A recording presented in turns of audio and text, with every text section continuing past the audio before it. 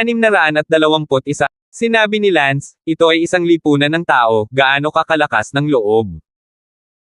Hahaha, katawa-tawa, tao rin tayo, sino ba ang magsasabing hindi tayo? Walang masabi si Lance, sila ay mga ganid, ang mga ganid ay kabilang din sa lahi ng tao, ang pangunahing bagay ay hindi iyon, ngunit sila ay mga likas na eksperto, ang kanilang lakas ay narito, kahit na sila ay talagang hindi tao, sino ang maglalakas loob para sabihin ang kahit ano? Sabihin, nasaan ang matandang iyon? Pinindot ng huli na likas na ganid na iyon. This is the last thing I'm asking you, if you still don't tell me, then you're going to die. Sigaw ng ganid, naubusan na talaga siya ng pasensya. Talagang ayaw ni Lance na ipagkanulo ang matandang iyon, ngunit nang hindi siya pinagtaksilan, natakot sina Lance at Bella na hindi na sila mabubuhay ngayon. Noon lang, biglang nakita ni Lance ang anunsyo na iyon, may nagsabi lang na may likas na eksperto na nagbabantay sa anunsyo. Baka away lang. Biglang winasak ni Lance ang anunsyo na iyon. Isang likas na eksperto ang lumipad pababa mula sa tea house. Ibinagsak mo ang anunsyo, ibig sabihin ay may kakayahan kang iligtas ang aking Panginoon, sigurado ka ba dyan? Kung hindi, papatayin kita kung pupunitin mo ang anunsyo ng walang ingat. Ang likas na eksperto na lumipad pababa ay tumingin kay Lance at sinabi. Sinabi ni Lance, maaari kong subukan ito ang aking healer ID tag. Naglabas si Lance ng isang compact na plate. 10th grade healing master, napakagaling.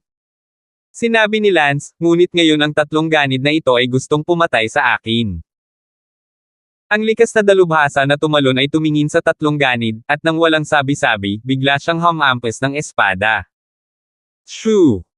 Isang sword chi ang tumakbo sa lupa, at ang tatlong ganid ay namatay sa lupa sa isang kisap mata.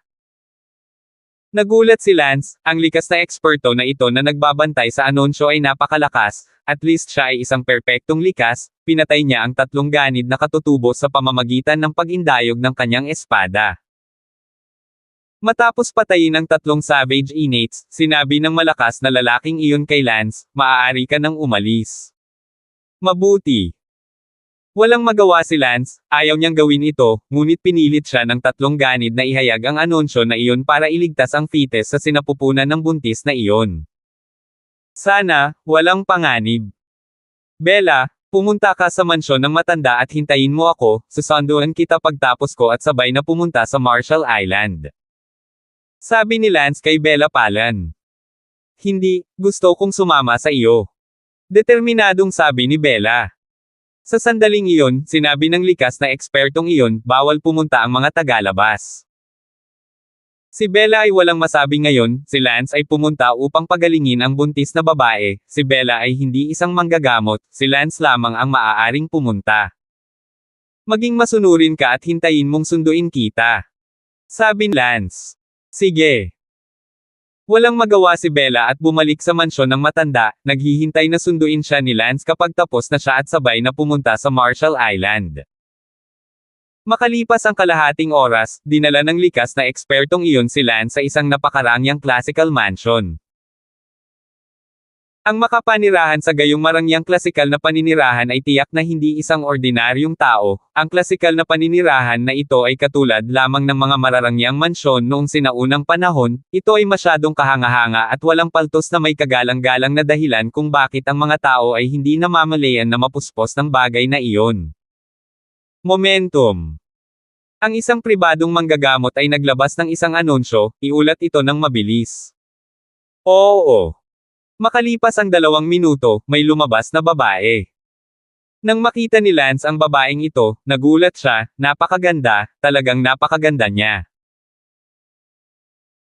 Si Lance ay hindi nakakita ng walang katulad na kagandahan sa loob ng mahabang panahon, ang kagandahang ito ay puno ng marangal na hangin, na may sunod sunyerin na kamahalan, ang kanyang pagkakakilanlan ay hindi dapat simple, siya ay nakasuot ng isang goose yellow light shirt, ang kanyang figure at mukha ay hindi nagkakamali.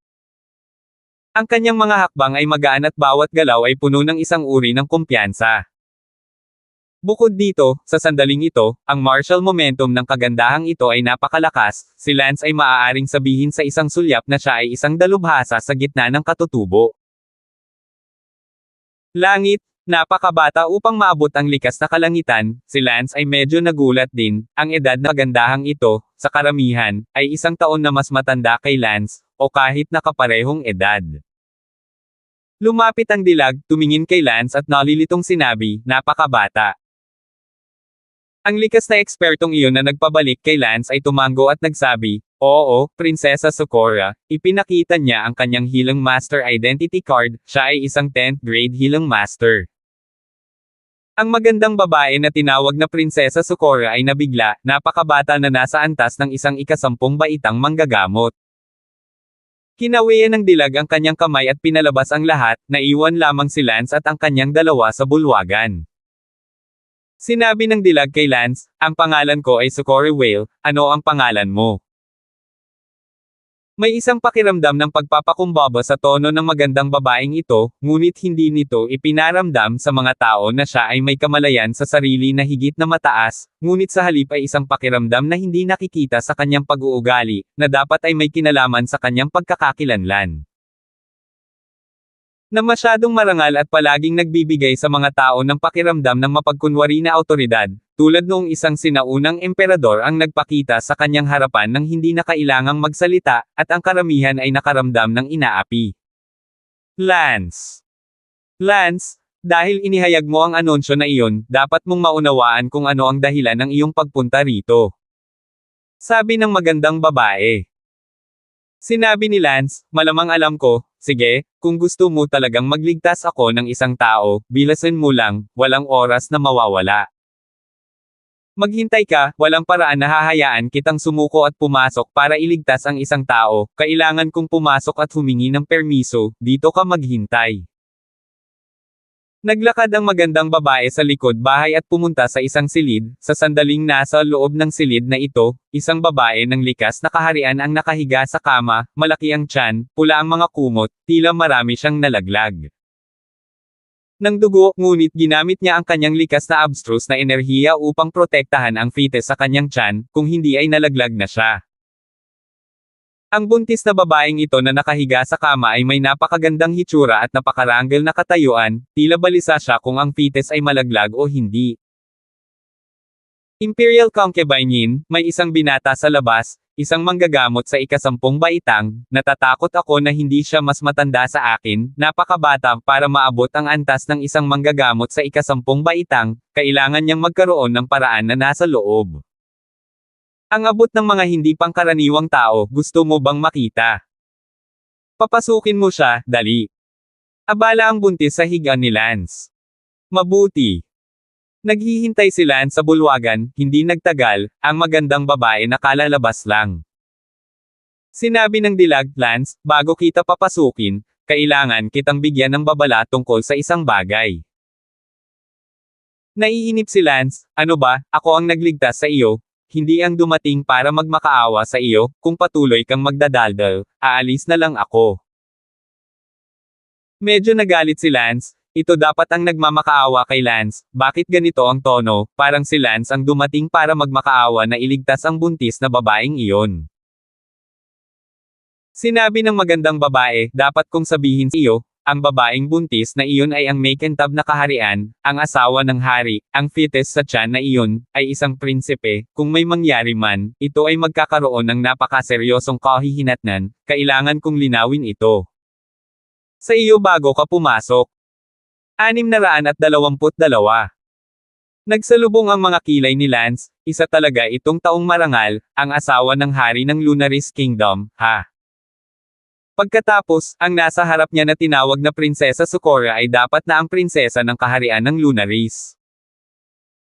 Talagang mapalad si Lance na nakarating sa kaharian ng Lunaris, ngunit talagang nakita niya ang napakaranggal na figure ng kaharian ng Lunaris, kahit na ang kaharian ng Lunaris ay isang maliit na bansa lamang, ngunit ang pagkakakilanlan ng asawa at prinsesa nito, anuman ang mas marangal. Kaysa kay Lance, ang Gripper, hindi nakakagulat na ang kanilang tono at ugali ay mas mataas kaysa sa pakiramdam, si Lance sa kanilang mga mata, ay isang pangkaraniwan lamang. Nang makita ng kagandahang iyon ang naiinip na tono ni Lance, hindi siya nagalit at sinabing walang pakialam, sige, sumunod ka sa akin. Sinundan ni Lance ang kagandahang iyon sa isang compartment sa likod ng courtyard. Pagpasok sa compartment, agad na nakita ni Lance ang isang mamahaling buntis na babae, kalahating nakasandal sa kama. Ang buntis na babaeng ito ay isa ring likas na eksperto. Medyo nagulat si Lance, ang malalaking tao na ito, sila ay likas sa bawat pagliko. "You're that young 10th grade healer?" Mayabang na tanong ng mga mata ng buntis. "Oo. Are you sure you can keep my baby?" Tanong ulit ng buntis. Ang tono niya ay parang tanong, hindi naman gaya ng pagmamakaawa. Hindi nagustuhan ni Lance ang kanyang tono, ngunit wala ng pagpipilian sa bagay na iyon ngayon. 80% sure, sabi ni Lance. Ang buntis at ang magandang prinsesa na iyon ay parehong nagulat, marami na silang nahanap na mga manggagamot noon, kahit na ito ay ika-11 o ika-12 baitang manggagamot, wala pa silang 10% sigurado, ngunit si Lance, gayunpaman, ay 80% sigurado. Nakita ng magandang prinsesa ang hitsura sa mukha ni Lance, na puno ng kumpiyansa at tila hindi kalokohan, at hindi maiwasang tumangala kay Lance. "Well, huwag na nating patagilan," sabi ng buntis. Sinabi ni Lance, "Kung gayon, maaari ba tayong magsimula?" "Oo." Sinabi ni Lance, "Dahil ang iyong sanggol ay nasa iyong tiyan, dapat mong habarin ang iyong mga damit o hindi ko magagawa." Gumalaw ang mukha ng buntis, nag-alinlangan sandali, at saka sinabing, "Sige, bumaba na kayong lahat." "Oo." Lumabas ang ilang babae at isinara ang pinto ng compartment. Ang tanging natitira sa compartment ay si Lance, ang magandang prinsesa na tinawag na Socorro Whale, at ang buntis mismo. Walang magagawa si Lance, dahil buntis siya at ginagamot ni Lance ang fetus sa kanyang tiyan, kaya kailangang walang hadlang si Lance, hindi ito gagana sa kanyang damit. Pagkalipas ng ilang minuto, ipinakita ang buntis sa harap ng mga mata ni Lance. Natural na walang interes si Lance na makakita pa, isang malaking tiyan na babae, kung ano ang makikita, pabayaan ang sexy na katawan, ang tiyan na iyon, ang ilang mga berdeng marka ay sobrang nakakadiri. Sinabi ni Lance, "Kailangan ko ng isang set ng mga karayom, hindi bababa sa 15 sentimetro ang haba." Hiniling ng buntis sa magandang prinsesa na kunin ito, at mabilis itong nakuha. Si Lance ay naglabas ng mahabang pilak na karayom. Nagtanong si Lance, "Ilang buwan ang fetus?" "Magkakaroon ako ng 1 linggo o 2, sabi ng magandang prinsesa. Tumango si Lance at nagtanong, "Anong uri ng pinsala ang ginawa sa fetus?" Nabaril sa tiyan ng malakas na lalaki, nagpa-ultrasound, nabali ang isang braso ng fetus, critical din ang sitwasyon, nag-monitor lang ng fetal heart, wala pang 10 beats per minute ang heartbeat. Lance Ham, malamang naiintindihan na ang sitwasyon, ngunit, gagawin na sana ito ni Lance nang bigla niyang maalala na parang mayroong B ultrasound, 4D ultrasound at lahat ng iyon. Kung ito ay tatanggapin ni Lance, kung gayon si Lance ay 100% sigurado. Si Lance ay abala sa pagtatanong, "May color ultrasound ba?" "Oo. Gusto mo ba?" "Oo, syempre. Kung mayroon kang tulong na iyon, sa tingin ko ito ay 100% mapanatili," sabi ni Lance. Parehong tuwang-tuwa ang buntis at ang magandang prinsesang iyon sa balita. Agad namang tumulak ang magandang prinsesa sa makinang nag-color ultrasound na halatang kanina pa kaya nasa gilid pa rin ang makina. Nakipagtulungan si Lance sa color ultrasound, na lubos na nagpabuti sa katumpak ng Lance, ang mga modernong kagamitang ito, minsan medyo maganda. Nagpasok si Lance ng mahabang karayom sa tiyan ng buntis, sa tiyan mismo. "Butas ba ang matris a?" Nagdudulot ng pagtagas ng amniotic fluid. Kinakabahang tanong ng magandang prinsesa. Sinabi ni Lance, "Kung wala kang ganitong kasanayan, ano ang silbi ng pag-uusap tungkol sa pagliligtas ng mga tao?" Tiyak na, tulad ng makikita sa pamamagitan ng color ultrasound, ang pilak na karayom ni Lance ay hindi tumusok sa amniotic fluid at tumpak na tumusok sa katawan ng fetus sa tiyan. Dahil hindi pa ito ipinapanganak, ang pagiging nasa tiyan ay ang pinakamagandang panahon para lumaki, at pinasigla ni Lance ang mga punto ng paglaki ng fetus, na nag-udyok sa kanyang katawan na lumaki ng mabilis. Gawain. Nagpatuloy ang mga therapeutic action ni Lance sa loob ng 2 araw at 1 gabi. Hanggang sa umaga ng ikatlong araw ay natapos ni Lance ang kanyang paggamot. Sinabi ni Lance na may pagod na mukha, sige, normal na ang fetus, lumaki ang braso nito, at ang putol niyang braso ay maaagnas ng amniotic fluid at magiging mga sustansya upang muling masipsip ng katawan. Salamat! Ang magandang prinsesa ay abala, at napakasinsero, habang nakatingin kay Lance na sinabi. Ang buntis na babaeng iyon, gayunpaman, ay hindi nagpasalamat, tuwang-tuwang hinaplos ang kanyang tiyan at sinabing, Wanger, sa wakas ay nailigtas ka ni nanay, ang mga asong iyon ay gustong mamatay ka bago ka isinilang, ayaw nilang. Sinabi ng magandang prinsesa, ina, mas nagpapahinga ka sa iyong mga tagumpay. Lumabas si Lance sa compartment nitong 2 araw at gabi, si Lance ay pagod na pagod sa pag-iisip, sa ngayon ay gusto na lang niyang matamba at matulog, ito pa rin ang kaso nang gumamit si Lance ng mga pilak na karayom upang pasiglahin ang kanyang sarili. Sabi ng magandang prinsesa, Lance, salamat ulit, nakikita kong pagod ka na, pumunta ka muna at magpahinga, pagkatapos magpahinga ng mabuti, ang ina ay lubos na magpapasalamat. Noong una ay gusto ni Lance na kalimutan ito at hindi magpahinga, ngunit siya ay nagtrabaho ng husto, hindi siya maaaring umalis ng ganito, kahit anong mabigat na pasasalamat, dapat itong makuha, ito ay nararapat sa kanya. Mabuti. Pumunta si Lance sa isang silid ng panauhin at natulog muli, siya ay talagang sobrang pagod, hindi magandang manatiling pagod sa pag-iisip sa lahat ng oras, gayunpaman, ito ay 2 araw at 1 gabi, hindi natatakot na mawala. Ilang oras pang pahinga. Makalipas ang 2 oras. Sa parehong compartment nakakapasok lang ng buntis. Ang buntis ay nagtanong, nasaan ang manggagamot na iyon? Nay, sobrang pagod na siya, kaya dinala ko siya sa guest room para magpahinga. Inay, lahat ng ito ay salamat sa tulong niya kaya napanatili namin ang prinsipe sa pagkakataong ito, at sinabi namin noong nag-post kami ng anunsyo noon. Natiyak na tayo ay lubos na magpapasalamat sa kanya, paano natin siya dapat pasalamatan ng husto kapag siya ay nagising? Tanong ng magandang prinsesa. Sabi ng buntis, patayin natin siya. Nagtaka ang magandang prinsesa kung mali ba ang narinig niya. Inay, ano po ang sabi niyo? Patayin siya. Inay, bakit? Sabi ng buntis, sa 2 araw na pagtrato niya sa akin, nakahubad ako at nakita niya ang lahat, nakita niya ang hindi dapat. 623. Ina, paano kaya ito? Iniligtas lang niya ang fetus sa sinapupunan mo. Abala ang magandang prinsesa. Ngayong maayos na ang fetus sa sinapupunan ko, wala na siyang halaga, kaya pwede na siyang patayin. Ina. Sige, stop it. I've seen the man in my body as the glazed king's consort, do you think you can still let him out alive? If this gets out there, do I still want my identity? Sabi ng buntis. Malakas.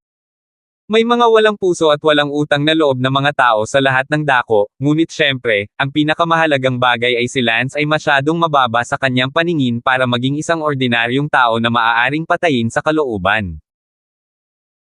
Hindi na nangungumbinsi ang magandang prinsesa, bagkus ay tumango siya, sige, dahil iginigiit ito ng iyong ladyship, at alang-alang sa reputasyon ng iyong ladyship, papatayin ko siya, hahanapin ko siya ngayon. Nakangiti ang buntis na babae habang hinahawakan ang kanyang tiyan, tila hindi isinasapuso ang bagay na patayin si Lance, isang bagay na maaaring magawa sa isang utos. Dumating sa guest room ang magandang prinsesa. Nabawi ni Lance ang kanyang espiritu kahit na nakatulog siya ng 2 oras, at halos oras na para umalis si Lance. Nagising si Lance at nakita ang magandang prinsesa na nakaupo sa silid, hindi umiimik. Bakit ka nandito? Umakyat si Lance at nagtanong. Ikaw ay gising. Kalokohan, ayon, niligtas ko yung lalaki, nasaan ang malaking pasasalamat na sinabi mo? Aalis na ako pagkatapos kong matanggap ang malaking pasasalamat ko. Sabi ni Lance. Shoo! Biglang ibinato ng magandang prinsesa ang kanyang espada kay Lance, ngunit sa halip na saksakin, itinuro niya ang leeg ni Lance. Ano ang ibig mong sabihin? Tanong ni Lance na hindi nagbabago ang mukha, dahil hindi naramdaman ni Lance ang anumang layunin ng pagpatay mula sa kanyang espada, kaya alam ni Lance na bumunot siya ng kanyang espada para lamang ipakita at hindi niya talaga gustong patayin siya. Lance, alam mo ba ang krimen? Tanong ng magandang prinsesa. Si Lance ay nag-alab at sinabing, alam ko ang iyong karumal-dumal na krimen. Si Lance ay labis na nanlumo, naghihintay siyang makatanggap ng isang mabigat na pasasalamat, ngunit hindi niya inaasahan na hindi lamang nakatutok ang espada sa kanya, ngunit siya rin. Nagtanong si Lance kung alam niya ang krimen, nakakatuwa. Nagsisisi talaga si Lance na ihayag ang anunsyo noong panahong iyon, alam niyang mas mabuting ipagkanulo ang matanda, gayunpaman, nakapasok na ang matanda sa innate perfection, kahit na siya ay nagtaksil at natagpuan siya, hindi siya papatayin ng mga ganid, bagaman, ito ay magpapalm sa matanda na si Lance ay nagtaksil sa kanya, at marahil ang kanyang impresyon kay Lance ay naging mas masahol pa, ngunit, ito ay mas mabuti kaysa sa pagdurusa. Mula sa nalulumbay na galit na ito ngayon.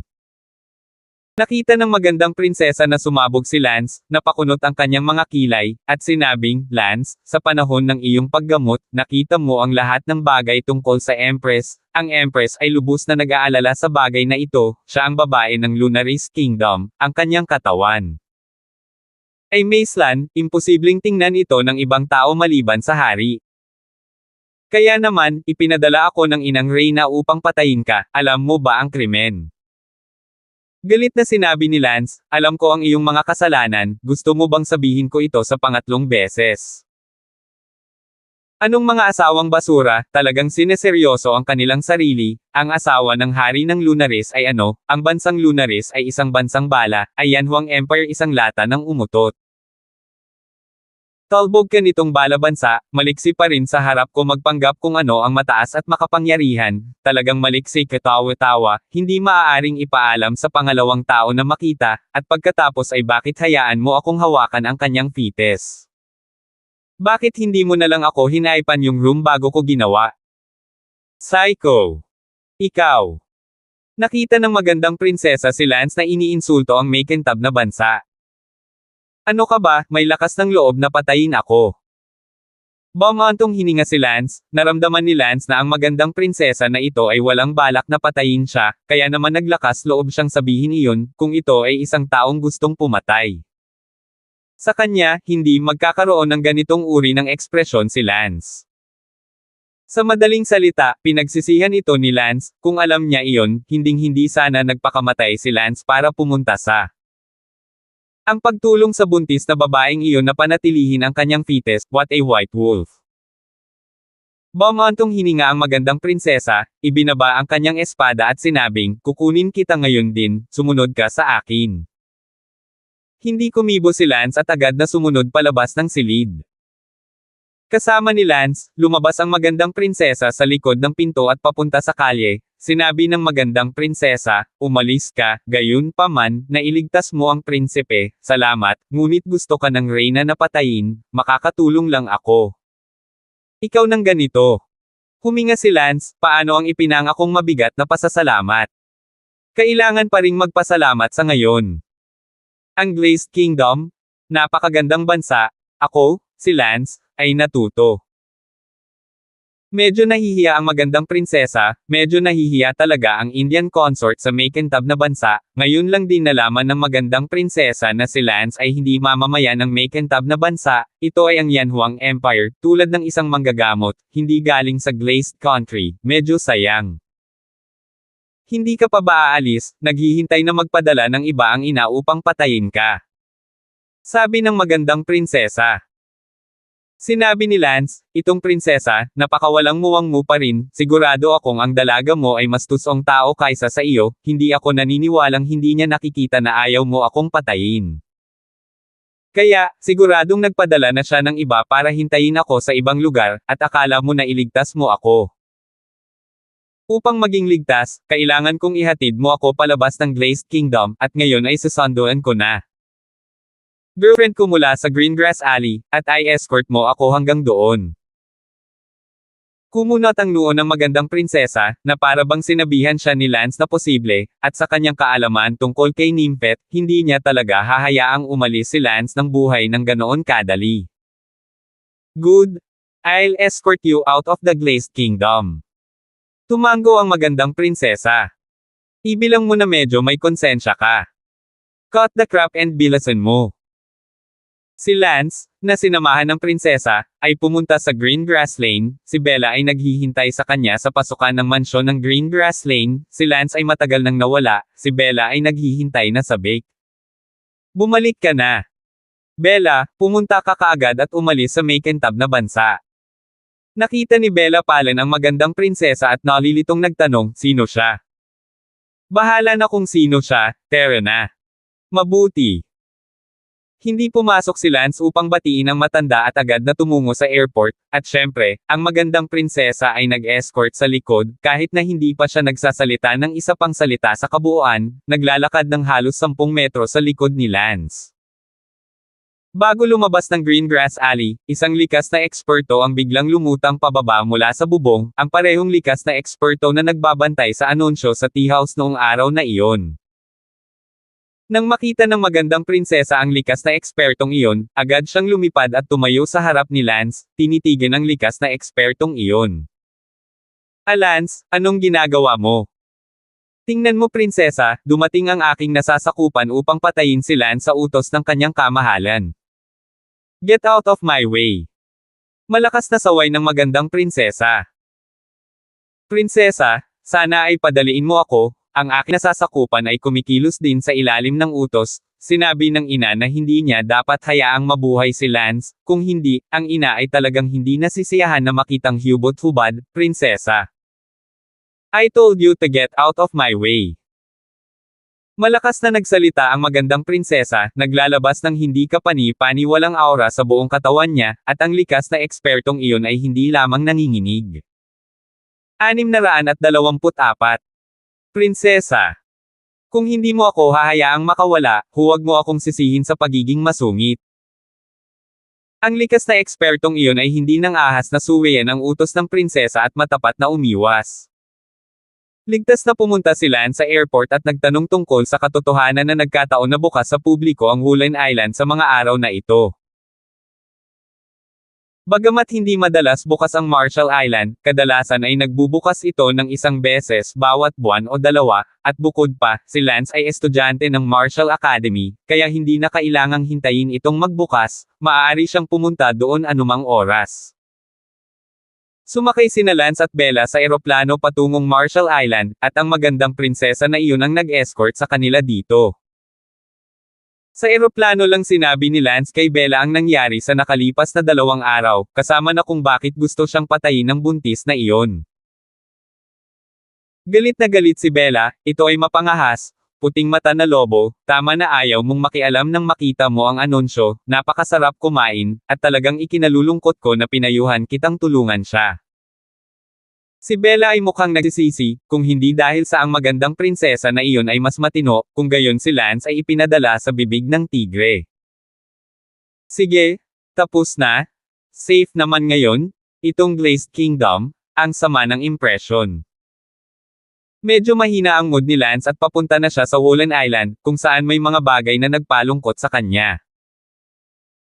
Ang katawan ni Sally ay nakalagay pa rin sa ref sa basement ni Professor Lin Han, sa isang kisap mata, mahigit 5 buwan na ang lumipas, at mahigit 5 buwan na niyang hindi nakita ang mukha ni Sally Brown, hindi maiiwasang makita niya ito sa pagkakataong ito pabalik sa Martial Arts Academy. Ang pag-iisip sa kanya ay nagpalungkot kay Lance sa loob, kahit na ang eroplano ay may kakaalis lang, ngunit sumasakit na si Lance sa loob. Biglang, si Lance, na may matinding kagat, 2 salita ang lumabas sa kanyang bibig, Guanwale. Si Guanwale ay isang guro sa Martial Arts Academy, na isang gabi 5 buwan na ang nakalipas, si Guanwale ang nagbihis ng itim at hinabol siya sa kalagitnaan ng gabi para patayin siya. Huwag mong tanungin si Lance kung paano niya nalaman, pinatay pa ni Lance si Angus, hindi pa ba niya malalaman kahit isang tao ang pumatay sa kanya na si Guanwale. Nakita ni Bella si Lance na nagngangalit ang kanyang mga ngipin at sinabi ang salitang Guanwale at nagtanong, sino si Guanwale? Siya ang pumatay kay Sally, ang Verdugo na nagsagawa ng kanyang masamang gawain, isang guro sa Martial Academy, at ang kanyang kasalukuyang ekonomiya ay haughty and great perfection. Sabi ni Lance na may mabangis na tingin. Noong nakaraang pagkakataon, si Lance ay hindi kalaban para sa kanya, sa unang bahagi lamang ng Hautian stage, ngunit sa pagkakataong ito, si Guan Whale ay hindi nakatapat ni Lance, kahit na si Lance ay nasa Hautian perfection lamang, sa kasamaang palad, naghahanap sa buong antas ng Hautian, hanggat ang kabilang partido ay hindi nagtataglay ng superior na paraan sa mga mata ni Lance, walang sino man ang makakapantay ni Lance. Sa pagkakataong ito ay pupunta ako sa Martial Academy, ang una ay ang maghatid kay Elsa, ang pangalawa ay ang makipagkita kay Sally, at ang pangatlo ay ang pumatay kay Guan Whale. Sabi ni Lance. Hinawakan ni Bella ang kamay ni Lance at sinabing, napapatay mo ang napakaraming anak ng pamilyang Harrison, at tiyak na malalaman ni Guan Whale na hindi mo siya papakawalan, kaya mapopromote si Guan Whale bilang katutubo, Ngumisi si Lance, napakadali bang makamit ang likas na langit. Magagawa niya ang anumang gusto niya. Bigyan mo pa siya ng 10 taon at maaaring hindi na niya kaya, Guan Whale, dumating na ang oras mo para mamatay. Ang eroplano ay lumilipad ng maayos, ang Lunaris Country ay isa ring isla na bansa, at ang Woolen Island ay nasa isla din, ang distansya sa pagitan nila ay hindi masyadong malayo, at may halos isang araw na oras ng eroplano bago sila makarating. Makalipas ang isang araw, bumaba si Lance sa eroplano sa Woolen Island. Si Lance at Bella ay dumiretso sa Martial Forest Academy. Hindi alam ng mga tao sa Martial Arts Academy na darating din si Lance. Upang maging ligtas, nagsuot si Lance ng maskara ng balat ng tao, at natakot si Lance. Nalaman ni Guan Whale na si Lance ay darating at tumakas ng maaga, at kahit na si Guan Whale ay maaaring hindi maingat tungkol kay Lance, mas mabuting magsuot ng maskara ng balat ng tao upang maging ligtas. Ito ba ang Martial Arts Academy? Nakatayo sa pasukan ng Martial Arts Academy, tumingin si Bella sa kahanga-hanga at engranding gate at sinabi. Oo. Patayin muna natin si Guan Whale o puntahan si Elsa, Direktang pinutol ni Lance si Bella at sinabing, Tere puntahan muna natin si Sally. Dumating si Lance sa bahay ni Professor Lin Han. Knock knock. Binuksan ni Professor Lin Han ang pinto ng kanyang tahanan at nakita niyang isa itong estranghero, ngunit agad niyang naalala na ang maskara ay isang maskara ng balat ng tao na ginawa niya at ibinigay kay Lance noon, ngunit hindi siya. Sigurado kong ito ay isinuot mismo ni Lance. Lance. Professor Lin Han, ako ito. Sabi ni Lance. Nang marinig ang boses ni Lance, sigurado siyang si Lance iyon. Pumasok ka dali. Pagpasok sa bahay ni Professor Lin Han, ang asawa ni Professor Lin Han ay nag-aaral kung paano magbalot ng dumplings, agad na hiniling ni Professor Lin Han sa kanyang asawa na ibalot ang mga ito sa ibang lugar. Ngayon ay si Lance ay dumating upang bisitahin si Sally Brown, malamang na masama ang kanyang kalooban, ito ay talagang walang galang kay Lance na naroon siya na puno ng walang ginagawang oras upang magbalot ng dumplings. Naunawaan ni Lance ang ibig sabihin ni Professor Lin Han at sinabing, ayos lang, hindi mo na ako kailangang iwasan, ako ang nakaistorbo sa iyong kakisigan. Umiti ng paumanhin si Professor Lin Han, Lance, pasensya na, hindi alam ng asawa ko kung aling litid ang mali ngayon, gusto niyang matutong gumawa ng dumplings, parang hindi talaga ngayon ang tamang oras. Professor Lin Han, hindi ako nandito para magbigay galang kay Sally, nandito ako para bisitahin siya, at maganda ang mood ko dahil alam kong babalik si Xiang Yi balang araw, hindi mo na kailangang maging ganyan, gawin mo ang dapat mong gawin, at huwag mong kalimutang i-treat ako ng dumplings kapag tapos na akong bumisita kay Sally. Mabuti. Si Lance at Bella ay pumasok sa basement, si Lance ay nagpapasalamat tungkol sa pag-uugali ni Professor Lin Han at ng kanyang asawa, naisip nila na si Lance ay dumating upang magbigay galang, kaya hindi sila maaaring kumilos ng walang ginagawa. Binuksan ni Lance ang crude ice coffee na gawa sa natural na yelo, at si Sally Brown ay nakahiga doon na buo. Ang unang bagay na kailangan mong gawin ay tingnan ang pinakabagong karagdagan sa iyong sariling website. Hindi na umiyak si Lance, tahimik na tumingin kay Bella, pagkatapos ay hinaplos ang kanyang mukha, kahit na walang temperatura, ngunit walang pagkabulok, na parang natutulog. Bella, nandito kami ni Bella para makita ka. Sabi ni Lance, ngunit hindi napigilan ni Bella Pallen ang kanyang mga luha. Bella, trust me? Hindi kita hahayaang matulog ng masyadong mahaba, siguradong hindi. Pagbisita kay Bella, umakyat si Lance sa lupa at sinabi kay Bella, hindi na kailangang malungkot, ang ibig sabihin ng pagiging malungkot ay hindi na siya babalik siya, kaya bakit ka malungkot? Tumango si Bella. Pagdating sa lupa, sinabi ni Professor Linhan, huwag kang mag-alala, bababa ako paminsan-minsan para tingnan siya, kahit na wala akong alam tungkol sa mga diskarte sa pag-iingat ng buhay, sa palagay ko ay magaling siya, tulad niya. Tulog. Salamat Kuya Linhan, patawarin mo ako sa pagiging masungit at pagtawag sa iyo ng kapatid. Haha, Kuya Lance? You don't mind calling me Kuya? It's my honor. Tara, uminom ka ng tsaa, sabi mo ililibre kita ng dumplings. 625. Tumango si Lance, gustong hanapin kaagad si Guanwale, ngunit nagkataong malapit na siya sa hotel, kaya parang hindi na kailangang magmadali. By the way, with all due respect, sino ito? Inutusan ni Professor Linhan si Bella na magtanong. Ang pangalan niya ay Bella Pallen, at girlfriend ko rin siya. Nakangiting reaksyon ni Linhan, naalala niya na si Lance ay walang ibang kasintahan na nagngangalang Elsa, at ngayon ay may isa pang Bella, itong si Lance, tila sikat na sikat siya. Kasama ang magagandang babae. Pagpasok sa sala, sinabi ni Lance kay Bella, Bella, tulungan mo si Mrs. Lin sa kusina, mukhang hindi siya masyadong marunong magbalot ng dumplings. Manam. Tumango si Bella, ipinanganak si Bella sa isang mahirap na pamilya mula pa noong bata pa siya, ang pagluluto ng mga bagay na ito ay pangkaraniwan, at ang paggawa ng dumplings ay higit na isang piraso ng cake. Si Professor Linhan ay tumawa ng awkward. Tanong ni Lance, kilala mo ba si Mr. Guanwale? Tubeway. Tama.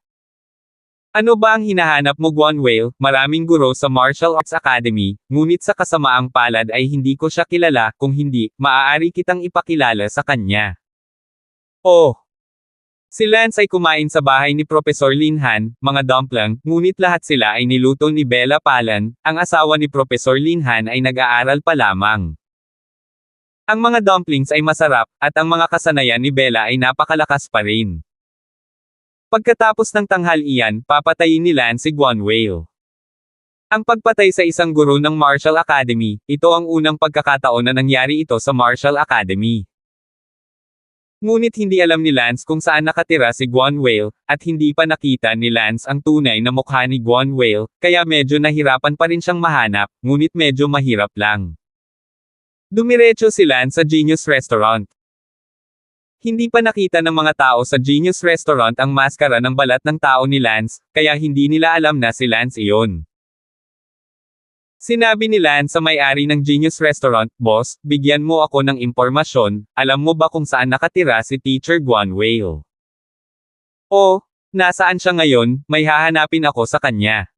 1,000 Martial coins. Sabi ng may-ari ng restaurant.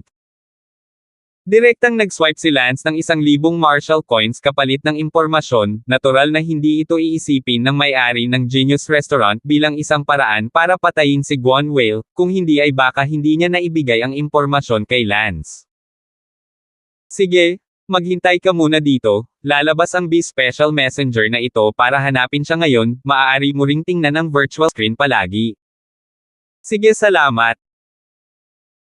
Makalipas ang halos kalahating oras, natagpuan ng B-Special Agent na iyon si Guanwale, at nakita ni Lance mula sa void screen message na nasa malapit na cafeteria si Guanwale, kumakain kasama ng mahigit 10 estudyante. Teacher, narito sa iyo, salamat sa pagtuturo sa amin tungkol sa martial arts. Sabi ng isang estudyante na may dalang baso ng alak. Sensei, mahal ka namin, isa kang mabuting guro para sa amin. Well, you students are welcome.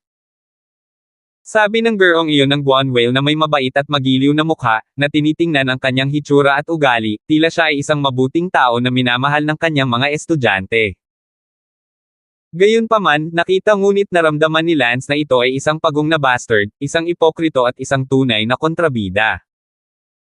Nakilala ni Lance ang lugar at agad na umalis sa Genius Restaurant at sinabi kay Bella, "Bella, hintayin mo ako sa malayong lugar, huwag kang masyadong lumapit sa akin." Natakot si Lance na si Guanwale gagamitin siya bilang isang pagbabanta, kaya mas malayo ay mas mabuti. Tumango si Bella. Sa ilang sandali, dumating si Lance. Si Lance ay nakatayo sa bubong ng cafeteria kung saan kumakain si Guanwale at ang kanyang mga estudyante. Sigaw ni Lance. Isang boses, "Guanwale, lumabas ka at magdusa ng kamatayan."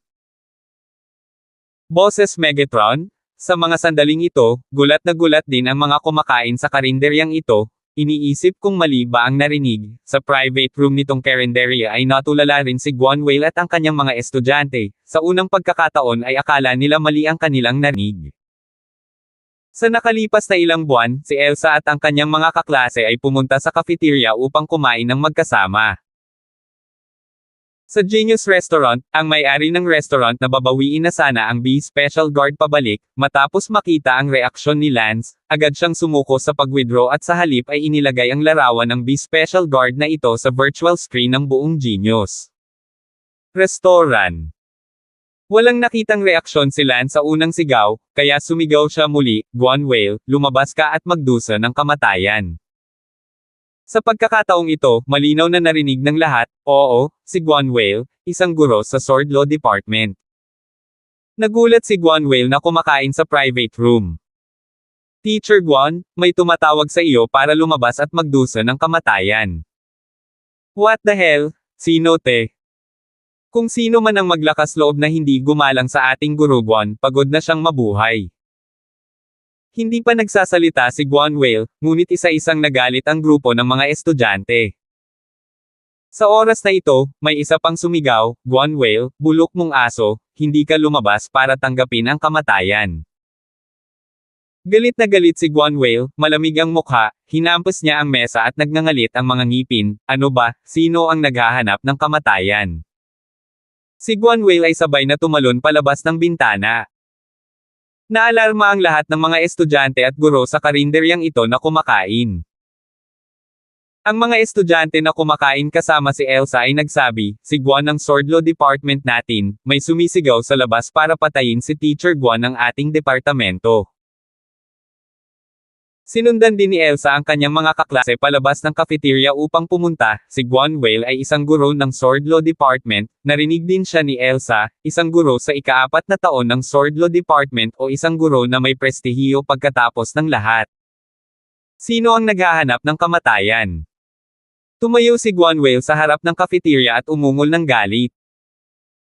Kaya't nagsitakbuhan ang mga tao palabas, nakita lamang ang isang lalaki, may hawak na espada sa kanyang kamay, nakatayo sa bubong na may malamig na mukha at isang napakalakas na aura na nakamamatay, napakalakas na naramdaman ng ilang mahihinang estudyante na nanginginig ang kanilang mga katawan.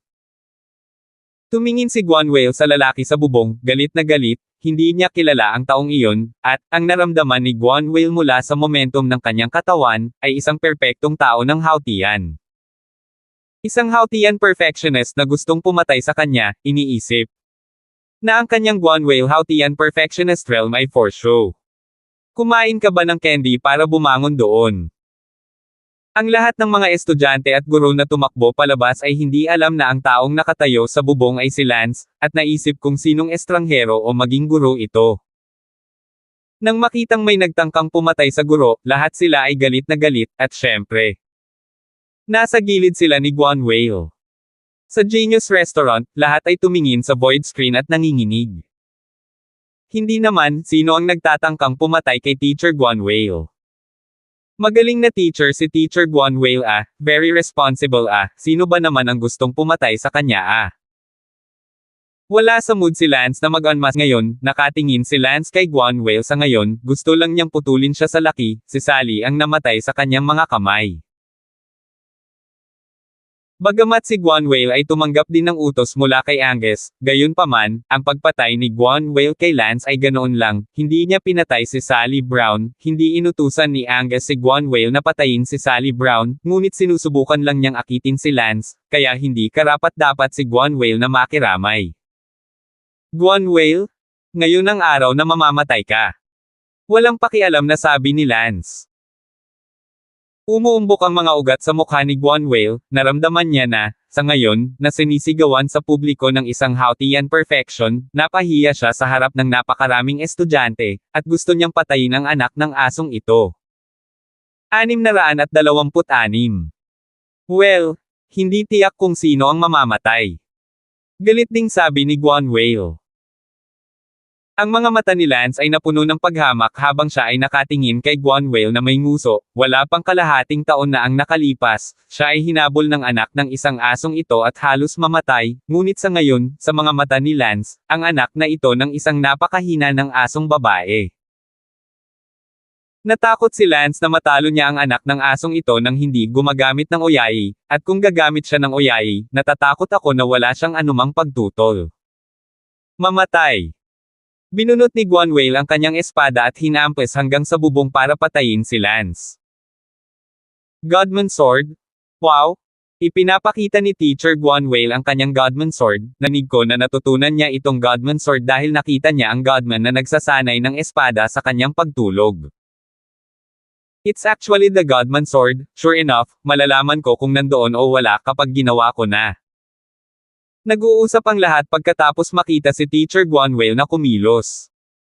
Si Lance ay nakatayo sa bubong, hindi kumikilos sa ngayon, ang kanyang mga mata ay nanunood kay Guanwale na lumilipad patungo sa kanya.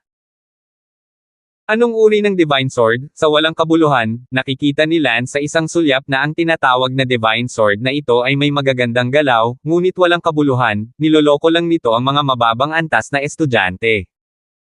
Sa sandaling ito, napatay na ni Guanwale si Lance sa kanyang harapan.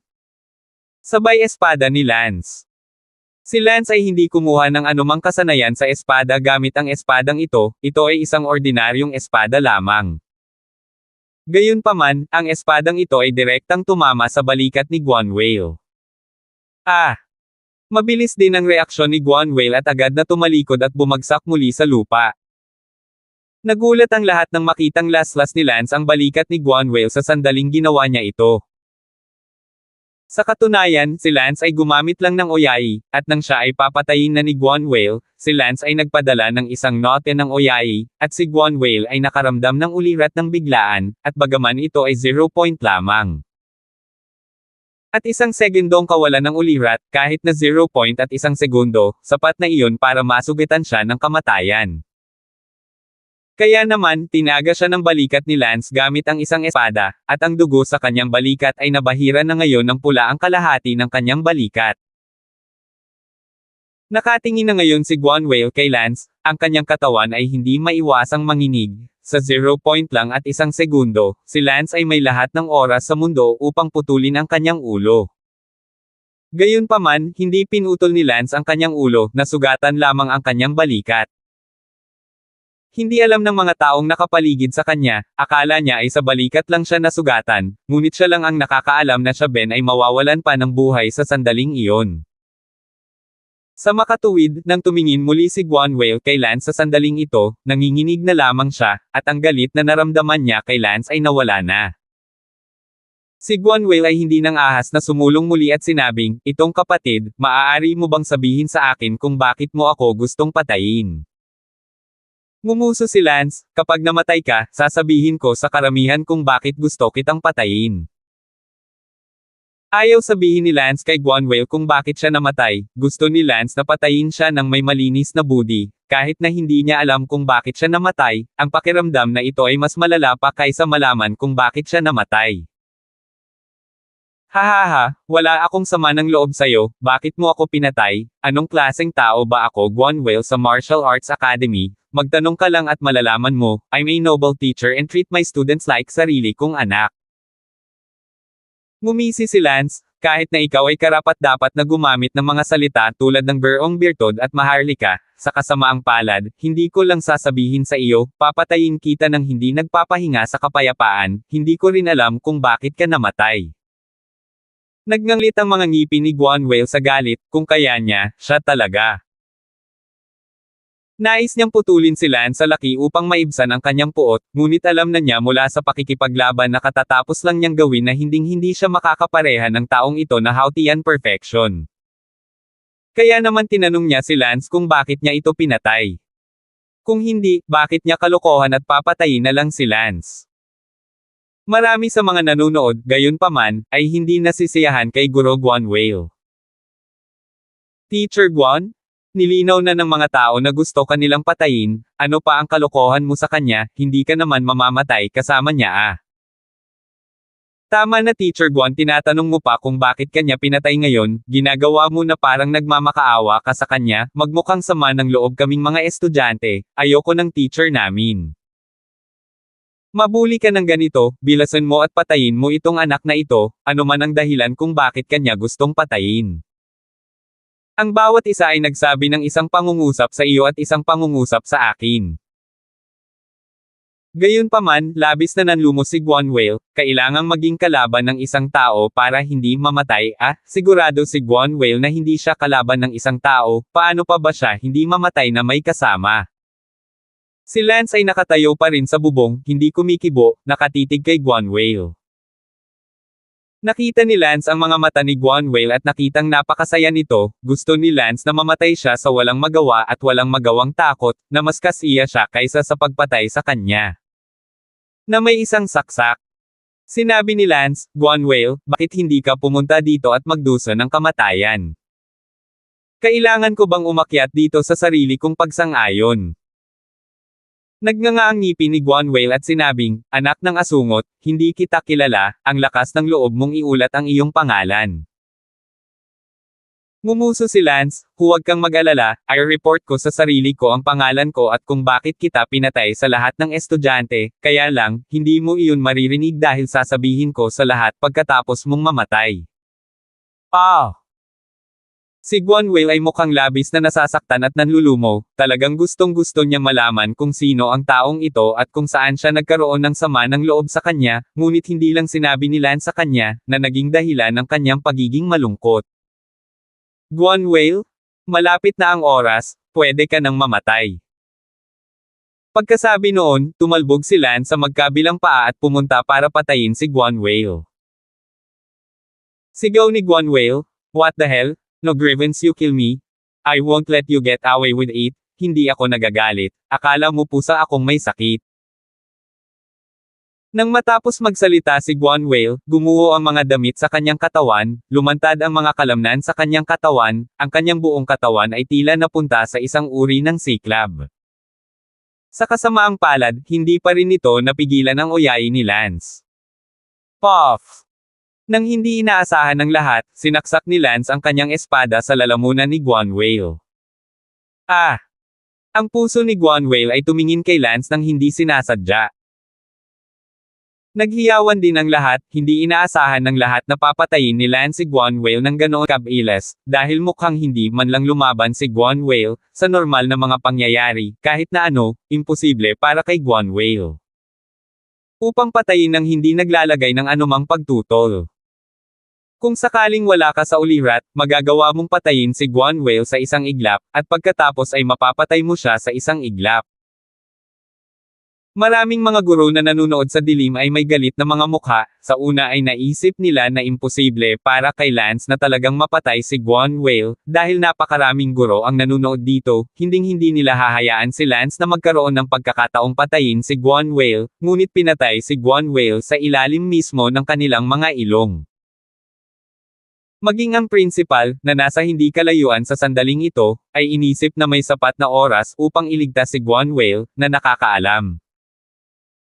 Ang espada ni Lance ay nasa lalamunan pa rin ni Guan Whale, sinabi ni Guan Whale na hindi sinasadya, bakit, patayin, ako, ikaw, sa huli, kung sino. 627 Ngumuso si Lance, kapag namatay ka, malalaman ng lahat, at ikaw, hindi na kailangang malaman. I'm so unhappy. Sabi ni Guanwale, at diretsyong bumagsak, nakadilat ang mga mata niya, at mukha talaga siyang namamatay sa kapayapaan. Papatayin lang siya ni Lance ng payapa.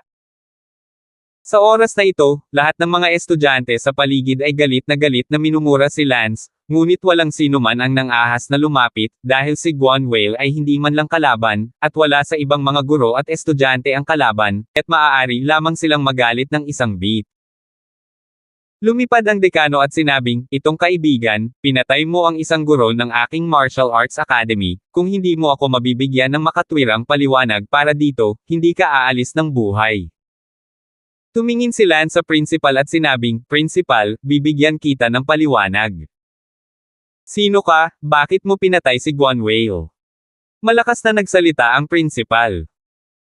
Tumahimik din ang lahat at tumingin kay Lance nang hindi kumukurap, kasasabi lang ni Lance na kapag patay na si Guanwale, ipapaliwanag niya ang kanyang sarili sa lahat. Ngayong patay na si Guanwale, oras na para magpaliwanag.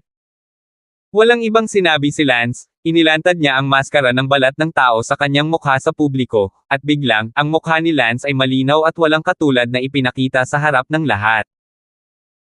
Si Lance pala. Ano? Lance. Oh my God! Ito talaga si Lance? Paano ito posible? Hindi ba noong nakaraang semester lang na-promote si Lance bilang pre-Hautian? Paano niya mapapatay si Guanwale ng Hautian Great Perfection? Ito. Nang makita ng lahat si Lance, lahat sila ay natigilan, puno ng kawalang paniwala at kawalang paniwala, ang pumatay kay Guanwale ay talagang si Lance, hindi ito ang pangunahing bagay, ang pangunahing bagay ay ang Lance ay talagang nagtataglay ng lakas upang patayin si Guanwale. Oh my God! Ito ay masyadong hindi kapanipaniwala, si Guanwale ay isang guro ng Hautian Great Perfection ng Martial Academy, kung si Lance ay nagtataglay ng lakas upang patayin si Guanwale, hindi ba ibig sabihin nito na ang buong Martial Academy? Lahat ng mga estudyante, kabilang ang mga mag-aaral sa ika-4 na taon, ay hindi makakapantay kay Lance. Bukod dito, ang lahat ng mga guro sa Martial Arts Academy sa pangkalahatan ay hindi rin makakapantay kay Lance. Si Lance ay nasa ikalawang kalahati pa lamang ng unang baitang, at umabot na sa punto kung saan ang lahat ng mga mag-aaral at guro ay walang kapantay para sa kanya. Ang daming tao, lahat sila natulala. Sa karamihan ng tao, si Elsa, na walang espiritong nakatingin sa mga tao, ay biglang nakita na ang taong pumatay kay Guanwale at naghubad ng maskara ay ang taong matagal na niyang iniisip, napaluha, hindi alam kung ito ay nagulat o takot. Lance. Umiiyak si Elsa at tumakbo papunta kay Lance. Elsa. Hinawakan ni Lance si Elsa sa kanyang mga bisig, humikbi si Elsa sa katawan ni Lance. Ngayong semestre, si Elsa ay walang anumang balita tungkol kay Lance, siya ay walang sigla araw-araw, tila nawala ang buhay. Ang layunin at motibasyon nito, biglang nakita si Lance sa kanyang harapan, at napakalakas din, hindi niya alam kung matutuwa siya o ano, umiiyak, at ginawang luha ang lahat ng pagmamahal niya sa isa't isa. Tumingin ang principal kay Lance sa oras na ito, nanginginig din, si Lance ang unang araw na mag-aaral sa kasaysayan ng Martial Arts Academy, inamin na ito ng principal, ngunit ngayon, nakita si Lance na si Guanwale, o ang principal Ken. Hindi ko maiwasang isipin muli si Lance.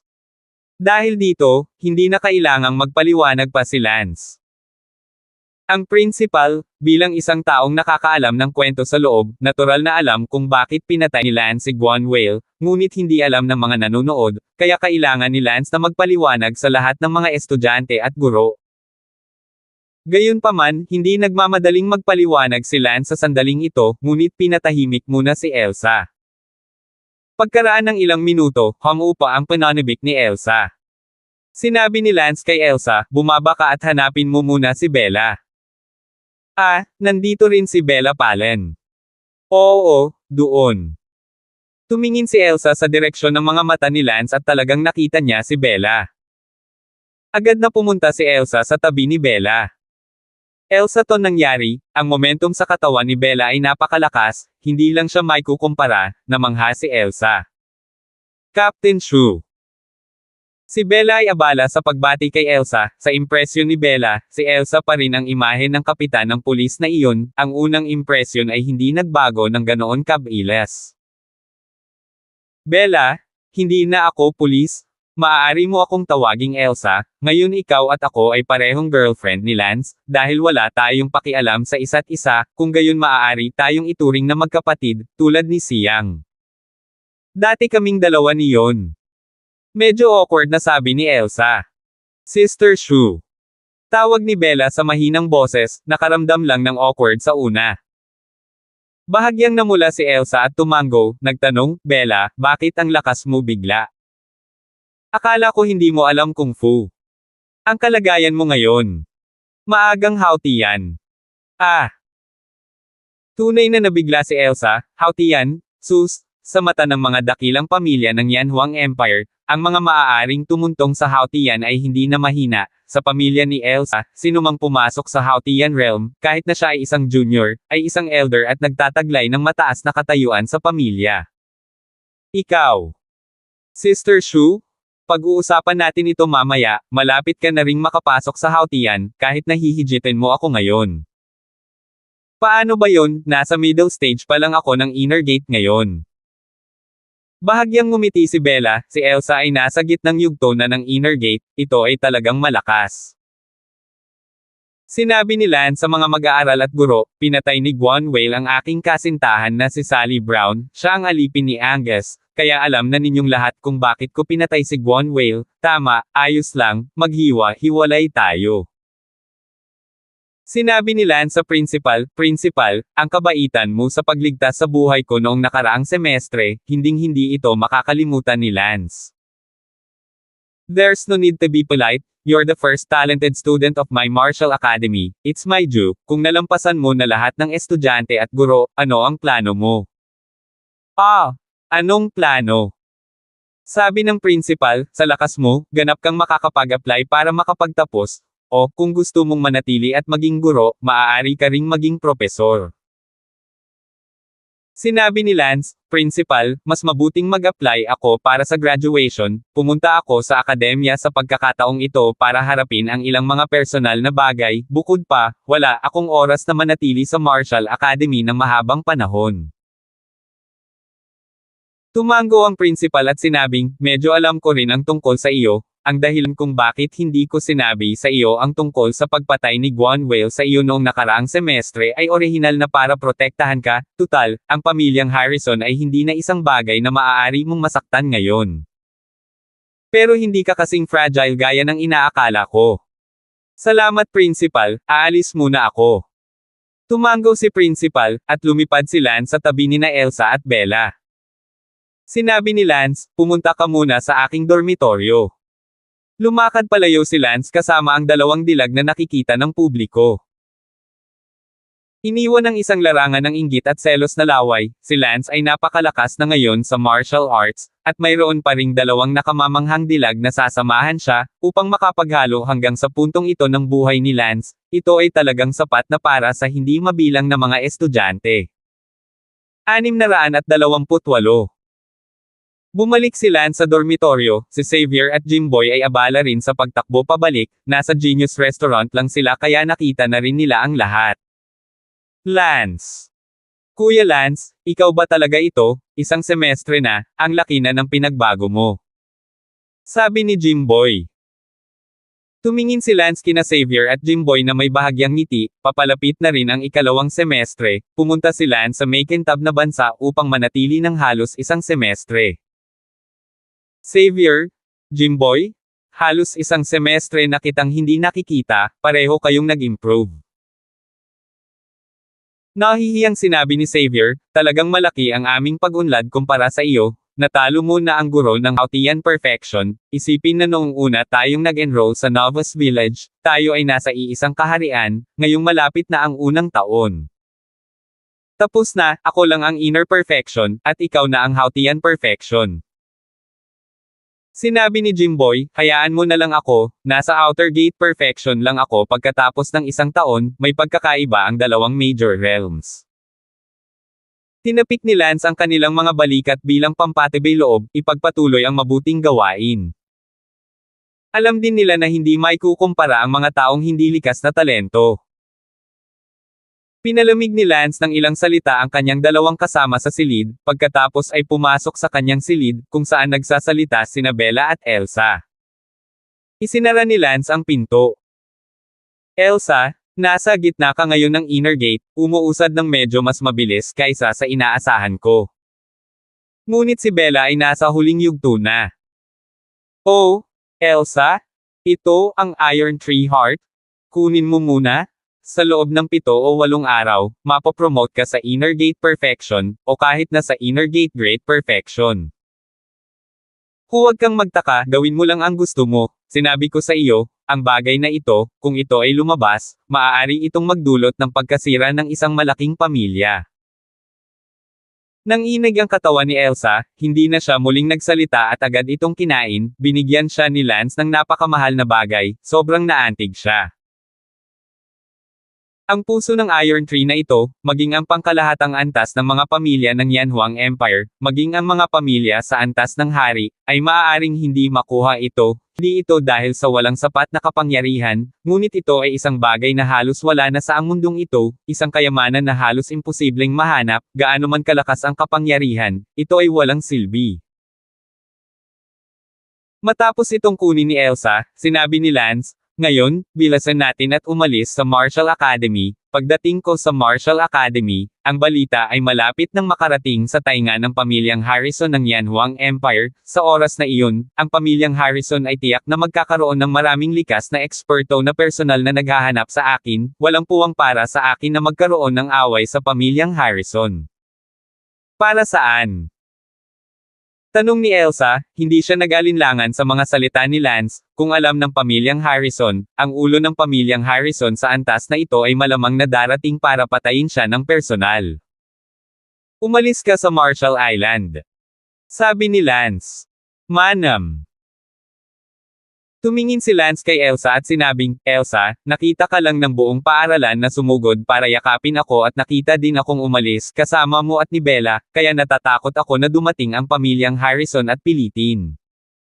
Tanungin mo ako kung nasaan ako. Sinabi ni Elsa, kung gayon, dalhin mo ako at sasama ako sa iyo. Bumantong hininga si Lance, kung aalisin kita, matatapos na ang pamilya mo, at ang mga kamag-anak mo ay papatayin ng pamilyang Harrison, tulad ng mga kamag-anak ko sa pamilyang Damon.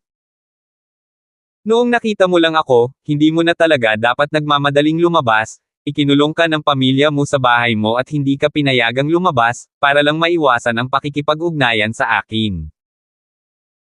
Nakalimutan ko ang lahat ng makita-kita noon, paano ko iisipin iyon? Medyo natakot si Elsa, kung talagang sinaktan niya ang pamilya Shu dahil dito, paano niya ito mabubuhay? Tiyak na gagamitin ng pamilyang Harrison ang kanyang mga kamag-anak para pilitin siya at si Lance. Nagpakita si Lance. Lance, ano ang dapat nating gawin ngayon? Tanong ni Bella. Tahimik na nag-isip si Lance at sinabing, habang nakatayo ngayon, ito ang tanging landas na maaari kong tahakin. Anong landas? Sinabi ni Lance, bumalik muna tayo sa Yanhuang Empire, iiwan ko muna ito sa ngayon. Oh! Tumigil din sa pagtatanong sina Bella at Elsa, parang hindi sinasadyang mabente si Lance, dahil sa sitwasyong ito, hindi sinasadyang mabente si Lance, kung gayon si Lance ay hindi ganap na sigurado tungkol sa paggawa ng hakbang na ito, kaya't hindi muna siya nagsalita. Hindi pa huli ang lahat, umalis na tayo at bumalik sa Yanhuang Empire, natatakot ako na kung huli na, may mangyari sa pamilya Shu. Sabi ni Lance. Kinabahan si Elsa. Wala nang silbi ngayon kahit na magpanggap si Elsa na may pagkapatas kay Lance, nakita ng buong faculty at mga estudyante kung gaano siya kalapit kay Lance, kahit gaano pa niya ito sinubukang i-clear, hindi ito makakatulong. Kapag dumating ang makapangyarihang pamilyang Harrison, tiyak na malalaman nila ang tungkol dito, at kung nasa Martial Arts Academy pa si Elsa, tiyak na gagamitin nila si Elsa para banta si Lance na magpakita, at kung wala si Elsa, sa Martial Arts Academy at umalis kasama si Lance, pagkatapos ay tiyak na gagamitin nila ang pamilya Shu para pagbabantaan sina Lance at Elsa. Isa na itong kinalabasan sa kabuuan, kaya syempre, hindi iiwan ni Lance si Elsa. Kaya, sa wakas ay kinailangan ni Lance na tahakin ang landas na iyon at bumalik sa Yanhuang Empire ngayon, kung ang landas na iyon ay hindi gagana, kung gayon si Lance ay talagang nasa panganib, at least, ang pamilya ni Elsa ay matatapos na, at hindi maiiwasang mamatay ang lahat ng magulang at kamag-anak ni Elsa. Sana, gumana. Sabi ni Lance sa loob. Hindi nagtagal, sumakay sina Lance, Elsa at Bella sa isang eroplano patungo sa Yanhuang Empire, kung saang lungsod sila lipad, kailangan itong itago. Makalipas ang isang araw, sa Yanhuang Empire, ang pamilyang Harrison. Mag-ulat, may mensahe mula kay Lance. Sabihin mo. Ayon sa pinakamabilis na impormasyon, lumitaw si Lance sa Martial Arts Academy at pinatay ang isang guro na nagngangalang Guan Whale. Itong si Guan Whale ang siyang pumatay kay Lance sa ngalan ni Angus noon, at ang kasintahan ni Lance, si Sally Brown, ay pinatay niya dahil doon.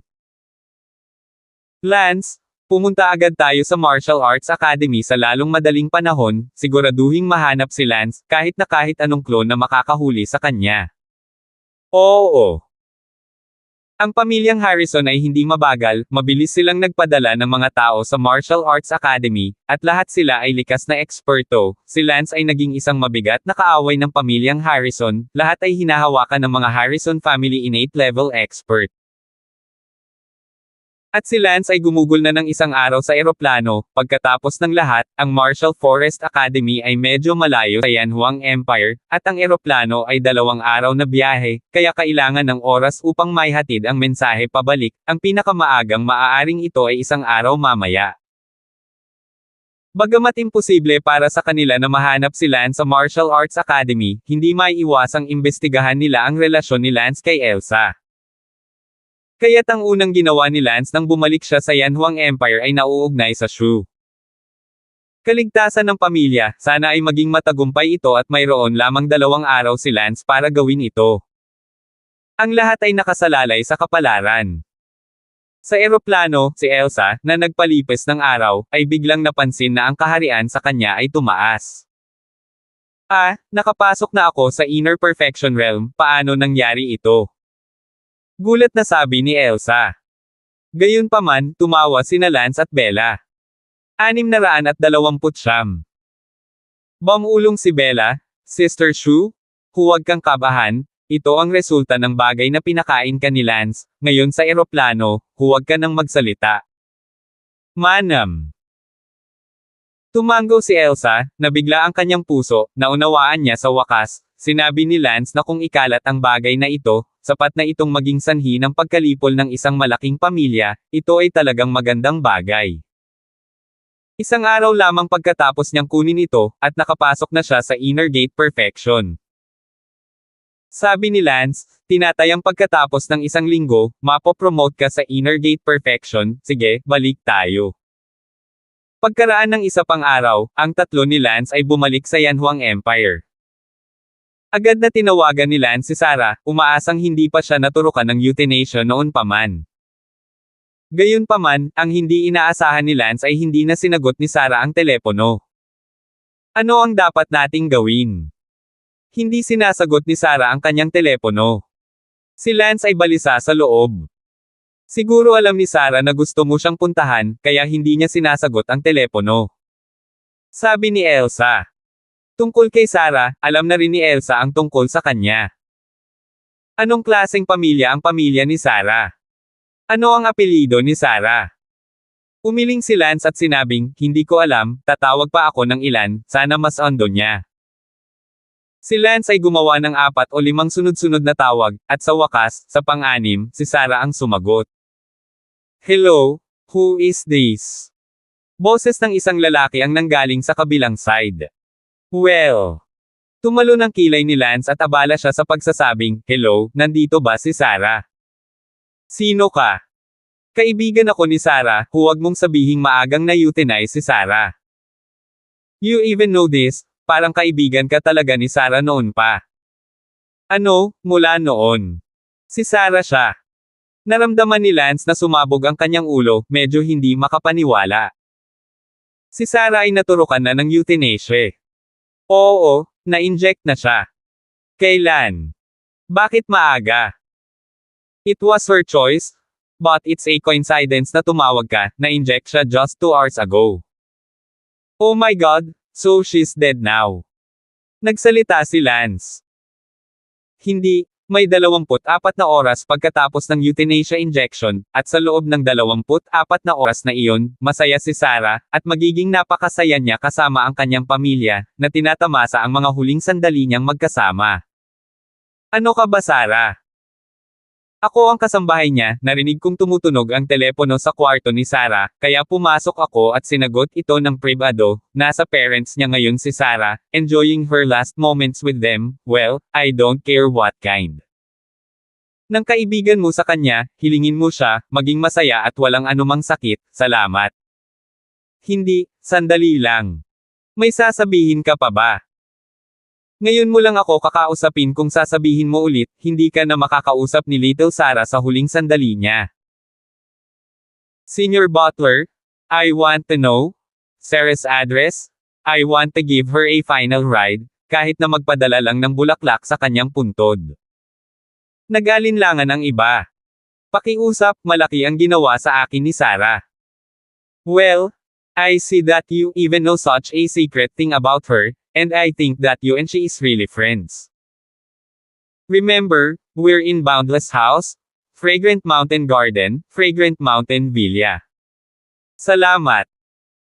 Matapos ibaba ni Lance ang telepono, agad siyang pumunta sa airport para bumili ng tiket sa Boundless House, at nagtanong tungkol sa lugar kung nasaan si Lance sa sandaling ito, na halos 15 oras ang layo mula sa Boundless House. Sa kabutihang palad, tinapik ni Lance ang kanyang dibdib bilang pagdiriwang, buti na lamang at nakarating siya roon sa loob ng 24 na oras, 20 oras kung tutuusin, dahil na-inject na si Sarah sa loob ng 2 oras, kasama ang iba't ibang mga paunang pagkaantala ng pagbili ng mga tiket para sa mga tseke ng tiket at iba pa. Sa pamamagitan ng eroplano, hindi bababa sa 2 oras ang masasayang.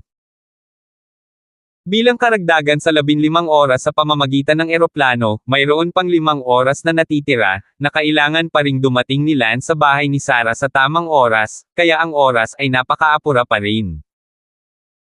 Sinabi ni Bella, Lance, ngayong nakabalik na tayo sa Yanhuang Empire, nang walang komplikadong proteksyon ni Sarah, natatakot ako na na-master na tayo ng mga hacker ng pamilyang Harrison sa ngayon.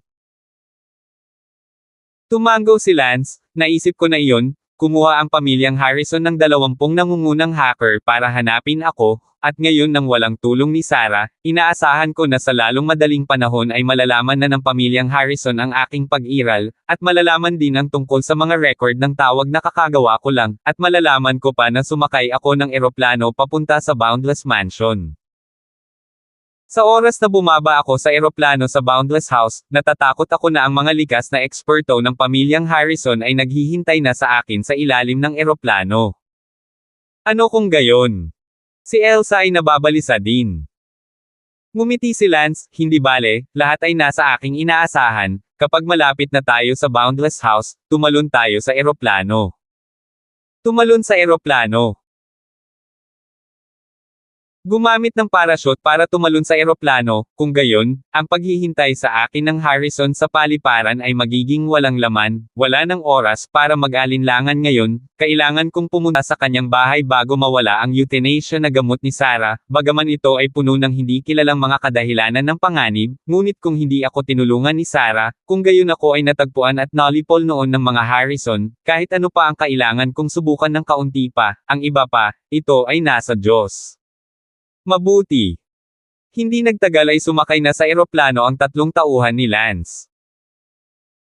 Humigit kumulang 1 oras pagkatapos sumakay ng eroplano ang 3 ni Lance, maraming likas na eksperto mula sa pamilyang Harrison ang nagmamadaling dumating sa lugar kung saan katatapos lang ni Lance at ang iba pa. Nasaan ang mga tao? Ayon sa pinakabagong balita, si Lance ay nasa White Cloud Air Flight Ma 887,905 papuntang Boundless Province at lalapag sa Boundless Province Golden Harvest Airport sa loob ng 15 oras, na 8:12 AM lokal na oras. Damn! Ang bilis talagang tumakbo ng batang ito. Inabisuhan na ng pamilya ang iba pang mga likas na eksperto makarating sa Boundless Mansion Airport bago makarating si Lance sa Boundless Mansion, at ibababa si Lance sa sandaling lumabas siya sa cabin ng eroplano. Tama nga ang hula ni Lance, wala ng proteksyon si Lance sa complex ni Sarah, alam na ng pamilyang Harrison ang kinaroroonan ni Lance tulad ng likod ng kanilang kamay, at naramdaman nila na si Lance ay ganap na hindi nakikita. Kahit na sumakay si Lance sa eroplano, nakita ng mga kamera sa cabin ang bawat kilos ni Lance. Si Lance ay nakaupo sa eroplano, ang kanyang dating pakiramdam ay medyo hindi natural. Posible bang hindi gagana ang plano kung tumalon ng maaga sa eroplano? Madilim ang puso ni Lance. Iniskan ni Lance ang buong cabin ng eroplano, at bigla, napagtanto ni Lance na may mga kamera sa cabin ng eroplano. Hindi nakakagulat na hindi komportable si Lance, siya ay binabantayan sa sandaling ito, ang hacker ng pamilyang Harrison, ay palaging nanunood kay Lance gamit ang kamera ng cabin. Dinampot ni Lance ang popcorn na kinakain ng batang babae sa katabing mesa, at bam, biglang kinunan ni Lance ang dalawang kamera sa cabin para basagin. Sa sandaling ito sa pamilyang Harrison, maraming hacker ang umuung-uong ng may kahihiyan, ngayong wala kang proteksyon ng mahiwagang hacker na iyon, hindi ka na makakatakas sa akin, sa tingin mo ba hindi mo mahahanap kung sirain ang mga kamera? Ridiculous. 630. Sabi ng isa pang hacker, nakakagulat talaga, ang misteryosong hacker na tumulong kay Lance noong nakaraan, bakit hindi siya nagpakita sa pagkakataong ito? Ewan ko ba, yung misteryosong hacker na yun, masyadong malakas ang teknik niya, I think her mind must have reached millisecond reactions, otherwise how could she win over the combined 20 of us? Bueno, masyadong nakakatakot ang mahiwagang hacker na iyon, nag-iilusyon ako na ang impormasyong sumasakay ngayon si Lance ng eroplano patungo sa Boundless House ay magiging isang ilusyon na nilikha ng misteryosong hacker na iyon. Hindi pwede. Hindi imposible. Gaano kakilakilabot ang kapangyarihan na iyon, huwag na tayong umasa, kung hindi ay mapahamak tayo ng pamilyang Harrison. Pagkatapos ng lahat, kinuha natin ang napakataas na pabuya mula sa pamilyang Harrison na maaari nating isangkot ang sarili nating pamilya. Pagkatapos lamang sirain ni Lance ang kamera ay medyo naging komportable ito, tila medyo malakas pa rin ang pang-anim na pandaman ni Lance.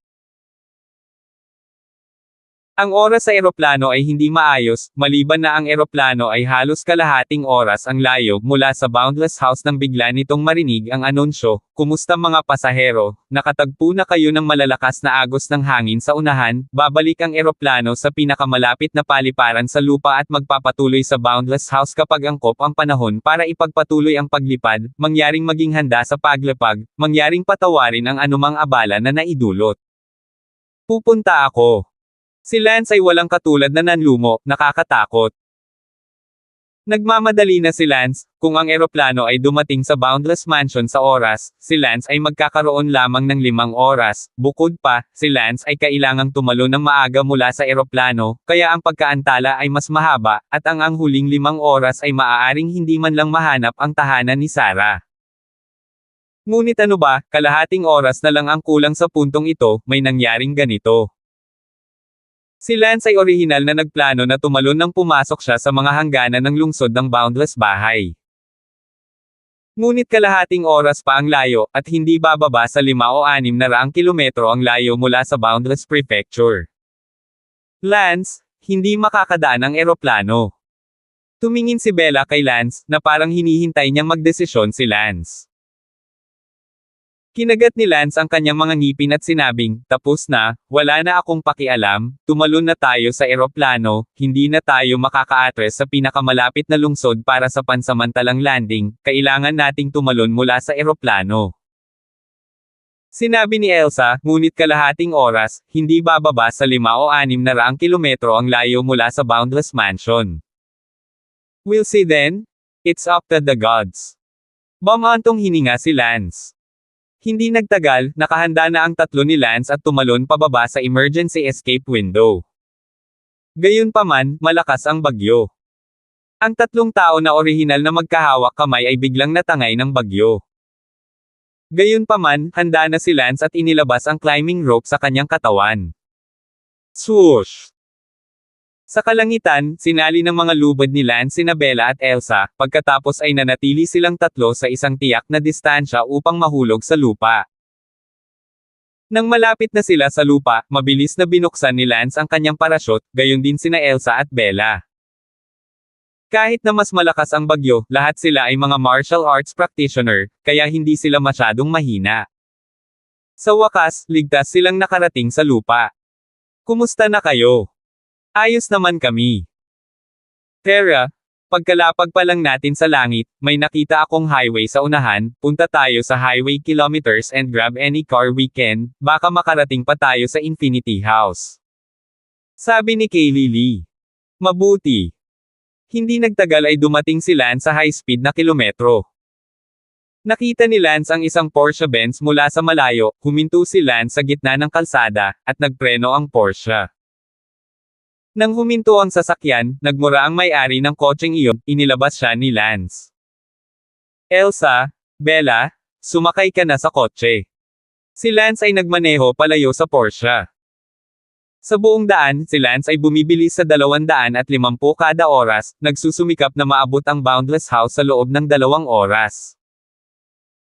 Sa wakas, nakarating si Lance sa Boundless Mansion noong halos 3 oras na ito, ngunit bagamat sumasabay siya sa karera, hindi siya nakarating doon sa loob ng 2 oras, inabot pa rin siya ng 3.5 oras.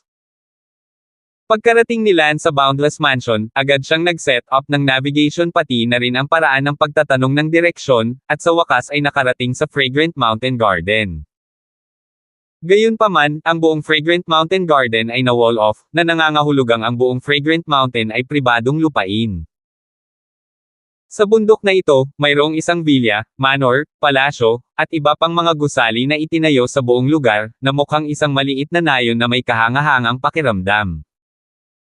Tumigil ka, anong ginagawa mo? Ito ang Fragrant Mountain Garden, bawal pumasok ang mga tagalabas. Biglang lumipad palabas sa gilid ang isang Hautian level na malakas na lalaki at pinigilan ang 3 tauhan ni Lance. Sinabi ni Lance, itong kaibigan, ako ang kanyang euthanasia injection ngayon, gusto kong pumunta at bigyan siya ng panghuling biyahe. Kunin ang iyong order ng imbitasyon, o basahin ang iyong code ng imbitasyon. Og. Hindi alam ni Lance kung ano ang sinasabi niya. No. Well then, obvious naman na wala kang invitation or permission from anyone in the Fragrant Mountain Garden, kaya bawal kang pumasok, and if you have to barge in, I can't stop you, pero dapat alam mo ang kahihinatnan. Tumingin si Lance sa lalaking Hautian realm na hamarang sa kanya at nagtanong, hindi ka ba mula sa pamilyang ito? Anong biro, kung galing ako sa pamilyang ito, ano pa ang silbi ng pagbabantay ko sa pinto dito? Sa totoo lang, hamak na bisita ako ng Hanwang family. Itong kapatid, nakikita kong nasa ang Hautian Perfection Realm, ngunit mas bata ka sa akin, dapat ay may malakas kang talento, gusto mo rin bang pumunta at maging panauhin ng Hanwang family? Tanong ng post-do na lalaking nagbabantay sa pinto. I'm sorry. I'm not. I'm really here to see someone, kilala mo ba si Sarah? Tanong ni Lance. Umiling ang lalaki at sinabing, napakaraming bata sa pamilyang Han, at isa akong hamak na panauhin na gumagawa lang ng kakaibang trabaho sa pamilya Hanwang, kaya saan ako nakakaalam ng ganoon? Wala rin akong mga anak na henyo na narinig ko na nagngangalang Sarah. Si Sarah ay hindi siya genius na bata, siya ay isang batang may malubhang kapansanan, hindi siya dapat magkaroon ng anumang katayuan sa pamilya, siya ay tumatanggap ng euthanasia ngayon, kapatid, mangyaring papasukin ako. Friend, hindi naman sa hindi kita papasukin, kahit papasukin kita hindi mo mahahanap, itong buong Fragrant Mountain Garden ay may mahigit 3,000 gusali, hindi mo ito mahahanap. Kung hindi mo sinasadyang gumala sa isang lugar na ipinagbabawal hindi mo mapupuntahan, hindi maiisip ang mga kahihinatnan. Si Lance ay abala sa pagsasabing, may isang lugar na tinatawag na Fragrant Mountain Villa sa loob, alam mo ba ito? Ah, Shannon Hills? Ah. Mukhang kilala niya ang gatekeeper. Oo, dito si Little Sarah, sinabihan ako ng butler niya na pumunta sa lugar na ito. Sinabi ng lalaking nagbabantay sa gate, kaibigan, tila ikaw, Sarah, hindi talaga siya mahalagang anak ng pamilyahan, siya ay isang palawit na bata. Paano mo nalaman yun? Forget what they doing, keep on.